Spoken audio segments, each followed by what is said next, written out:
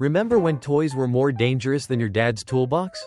Or maybe you grew up in a time when things we saw as harmless fun would get banned in a heartbeat today. The 1970s were a wild mix of laughter, risk, and pure freedom. A decade when fun often came with sharp edges, clouds of smoke, and zero warning labels. Today we take a look at 10 of the funniest things from the 1970s that are now banned, and why they still make us smile. 1. Candy cigarettes.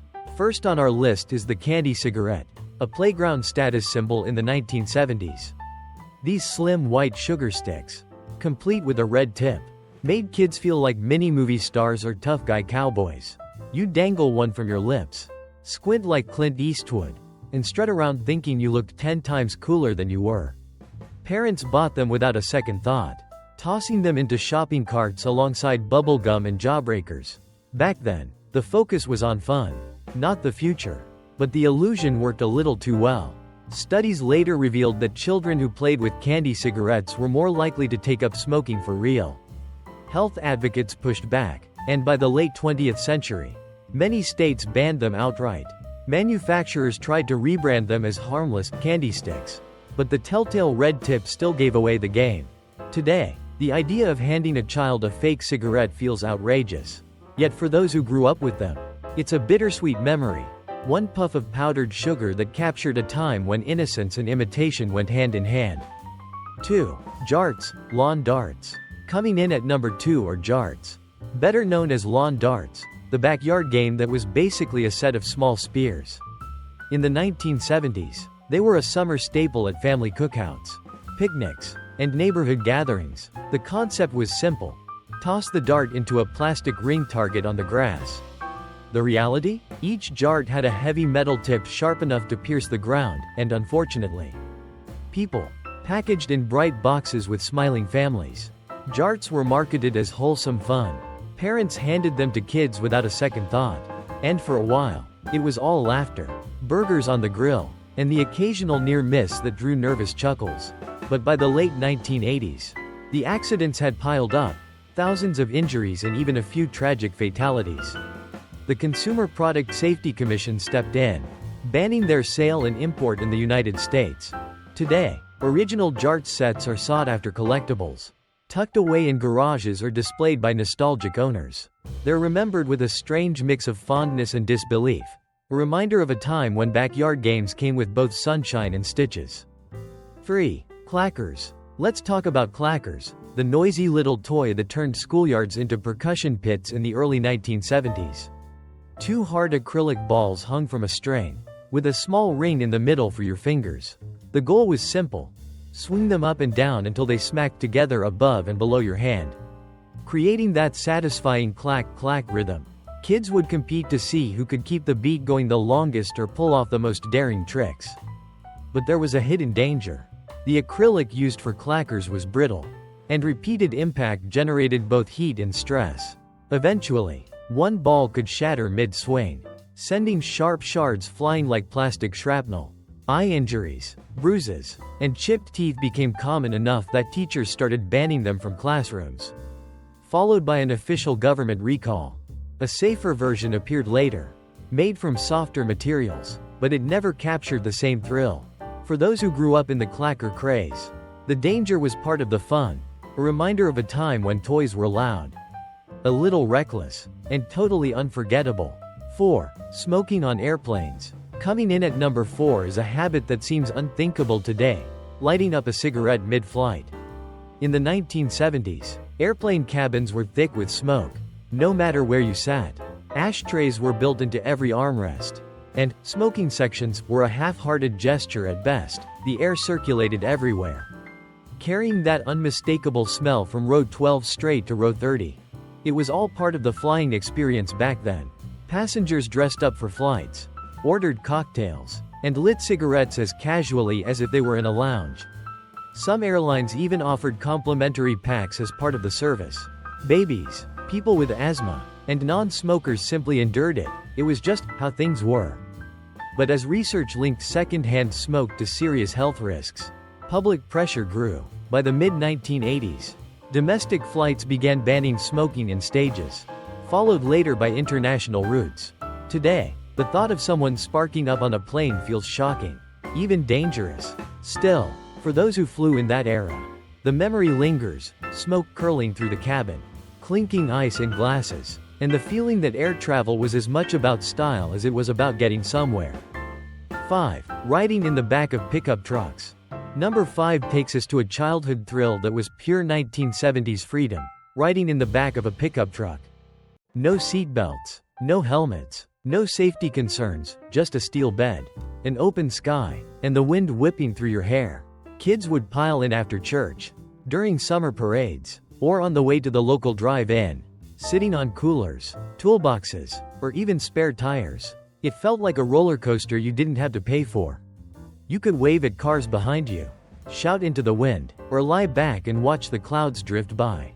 Parents thought nothing of it. In fact, it was often a Sunday ritual. But freedom came with risks. Sudden stops, sharp turns, or even a small bump in the road could send passengers tumbling out. Accident reports and hospital visits began to change public opinion. By the 1990s, most states had laws prohibiting minors from riding in the back, though rural areas sometimes still made exceptions. For those who grew up with it, the memory is golden, a mix of danger, laughter, and the sense that the road belonged to you. 6. Cigarette and alcohol vending machines. Coming in at number 6 is something that sounds impossible today: buying cigarettes or beer from a vending machine.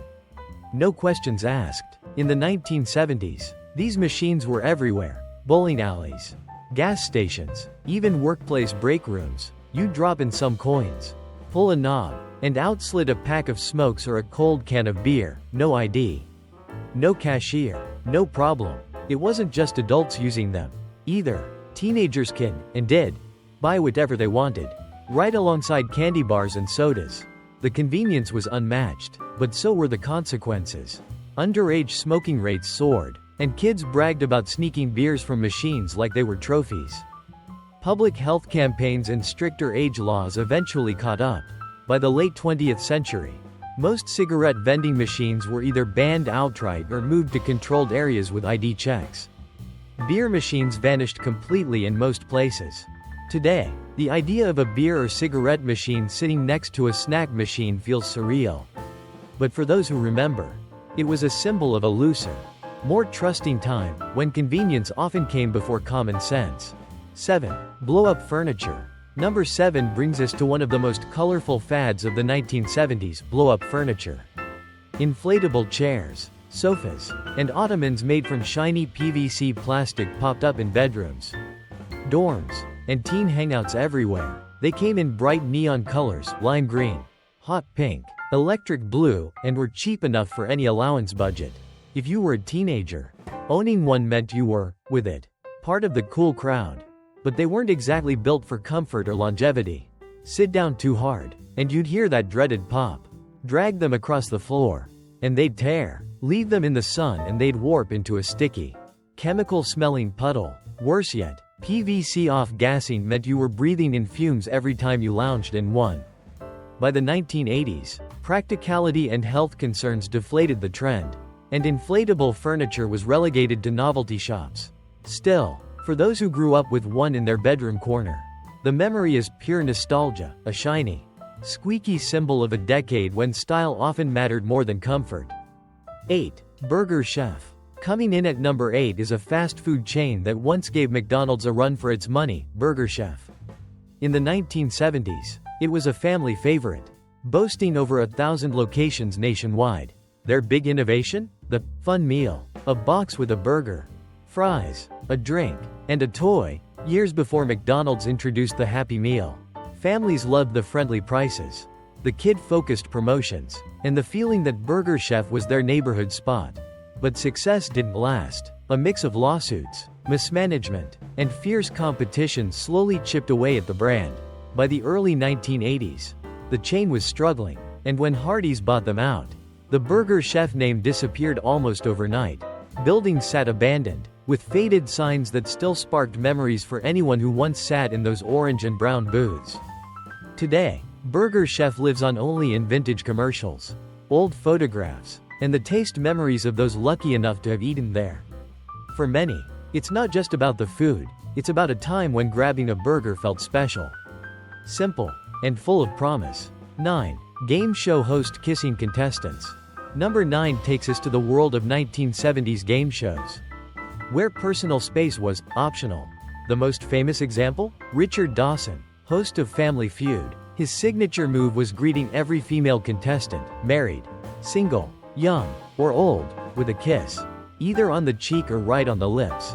Studio audiences cheered, contestants blushed, and no one called it strange. At the time, it was considered charming, even classy. But times change. Workplace boundaries, the concept of consent, and public attitudes toward physical contact evolved. What once passed as harmless TV fun began to feel awkward, even inappropriate. By the 1980s and 90s, networks were steering away from on-air displays like Dawson's, and modern game show hosts keep a safe distance. Looking back, it's a strange mix of nostalgia and disbelief, a reminder that television once operated by a very different rulebook. For viewers who grew up in that era, the memory is clear: bright lights, canned applause, and a host who made family entertainment a little more personal than anyone would allow today. 10. Offensive word for intellectual disabilities. Rounding out our list is not an object or a habit, but a word, one that was once everywhere in the 1970s.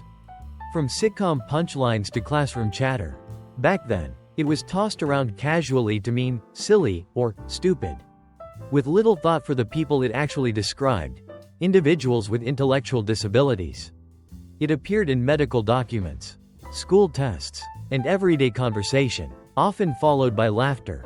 But for those it targeted, it wasn't funny. It was a label that hurt, limited, and excluded. Advocacy groups like the Special Olympics began pushing back, launching campaigns to end its use and educate the public about its impact. Slowly, the word disappeared from official language, and by the 2000s it was widely recognized as offensive, even considered hate speech in many circles. Today, hearing it on television would spark instant backlash. But in the 1970s, it was just another joke. Looking back, it's a reminder of how language evolves, and how the things we once laughed at can reveal more about the times than we realized back then. So, which of these banned blasts from the past do you remember most? Maybe you had a set of clackers, rode in the back of a pickup, or sat through a smoky airplane ride without thinking twice. Drop a comment below and share your funniest or most unforgettable 1970s memory. We'd love to hear your story. And if you enjoyed this trip down memory lane, make sure to like the video, subscribe to the channel, and join us for more nostalgic journeys into the decades that shaped our lives.